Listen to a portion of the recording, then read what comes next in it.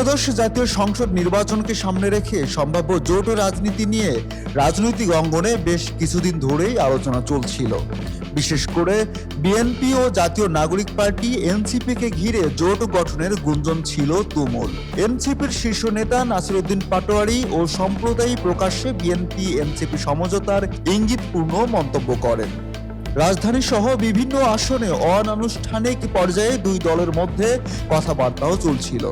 এর মাঝেই দ্বিতীয় দফায় আরও ৩৬টি আসনের সম্ভাব্য প্রার্থী চূড়ান্ত করে তালিকা প্রকাশ করেছে বিএনপি।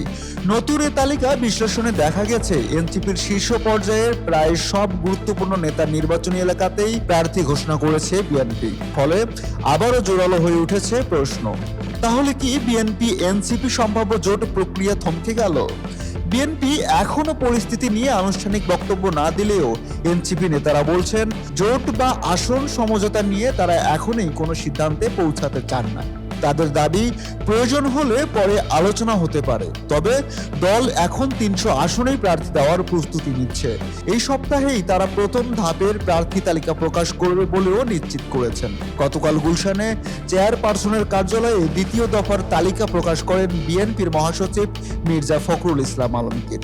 তালিকায় ঢাকার বেশ কিছু আলোচিত আসন রয়েছে, যেখানে এনসিপির গুরুত্বপূর্ণ নেতারা নির্বাচনে অংশ নেওয়ার ইচ্ছা প্রকাশ করেছিলেন। ঢাকা ৯ আসনে নির্বাচন করার ঘোষণা দিয়েছেন এনসিপির সিনিয়র যুগ্ম সদস্য সচিব তাসনিম জারা, কিন্তু সেখানে প্রার্থী দিয়েছে বিএনপি হাবিবুর রশিদকে। একইভাবে ঢাকা ১৮ আসনে প্রতিদ্বন্দ্বিতা করতে চান এনসিপির মুখ্য সমন্বয়ক নাসিরউদ্দিন পাটোয়ারী। সেখানে বিএনপি প্রার্থী করেছে এস.এম. জাহাঙ্গীর হোসেনকে। আবার আলোচিত ঢাকা ১০ আসনেও এনসিপির তরুণ উপদেষ্টা আসিফ মাহমুদের নির্বাচনে অংশ নেওয়ার আগ্রহ ছিল, কিন্তু বিএনপি প্রার্থী করেছে শেখ রবিউল আলমকে।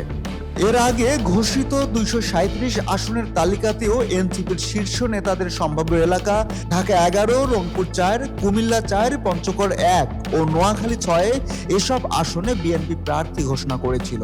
এনসিপির যুগ্ম সংগঠক সরওয়ার তুষার জানান, জোট বা আসন সমঝোতা নিয়ে আলোচনা চলছে ঠিকই, তবে এখনো কিছুই চূড়ান্ত নয়। কোন দল কোথায় প্রার্থী দিল তা নিয়ে আপাতত দল উদ্বিগ্ন নয়।